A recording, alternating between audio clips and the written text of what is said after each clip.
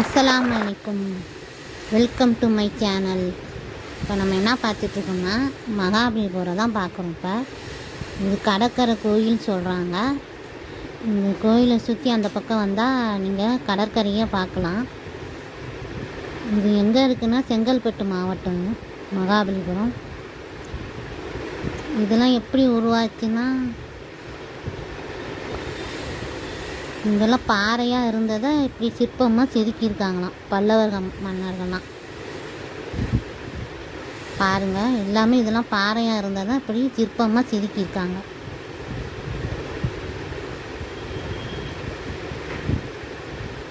உங்களுக்கு தெரியுதுன்னு நினைக்கிறேன். இது எல்லாமே பாறையாக இருந்ததை சிற்பமாக செதுக்கி உங்களுக்கு வச்சுருக்காங்க ஃப்ரெண்ட்ஸ்.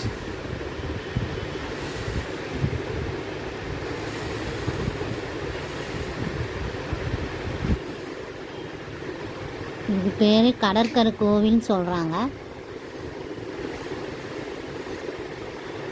இங்கே வெளிநாட்டுக்காரங்க எல்லாமே வராங்க.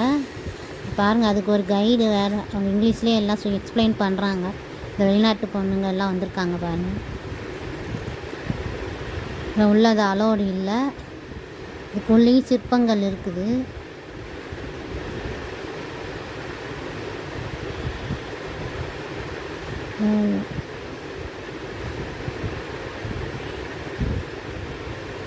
நல்லா நீங்கள் செங்கல்பட்டு பக்கம் போனீங்கன்னா இந்த மகாபலிபுரத்தை ஒரு விசிட் பண்ணுங்கள். நல்லா ஃபேமிலியோடு பார்க்க வேண்டிய இடம் தான் இது. எல்லாம் நல்லா சூப்பராக நீட்டாக நல்லா இருந்துச்சு. கண்டிப்பாக நீங்களும் போய் விசிட் பண்ணுங்கள்.